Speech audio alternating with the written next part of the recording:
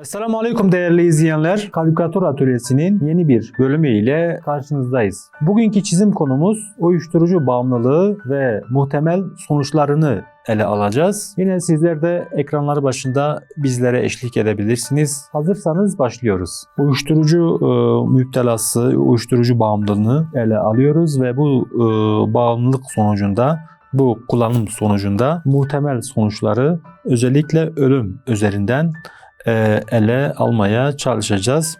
Bunun için örneğin bu maddeyi kullanan bir insan figürünü yapacağız ve bunun sonucunda doğurduğu zararlar ve sonuçları itibariyle aslında ölüme gittiğini yine bir mezar ile göstermeye çalışacağız. Öncelikle kağıdıma eskizimi yapmaya başlıyorum.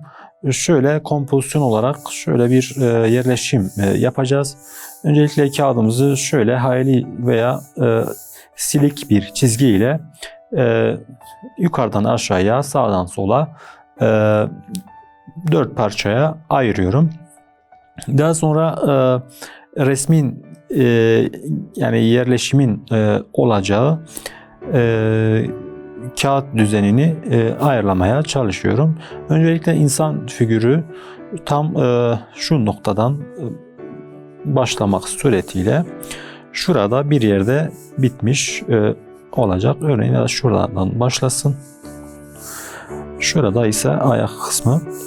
Mezar dedik. Mezar ise şu bölümden başlayıp örneğin şuradan başlayıp şuraya kadar gelmiş olsun. Şurası mezar taşı.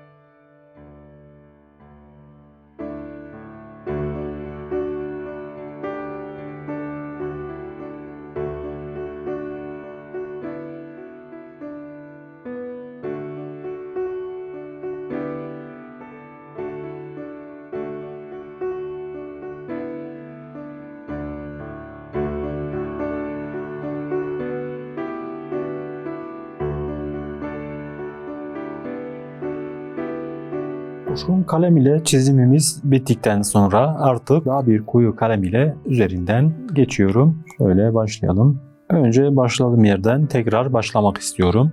Yani şöyle mezar taşından başlayalım.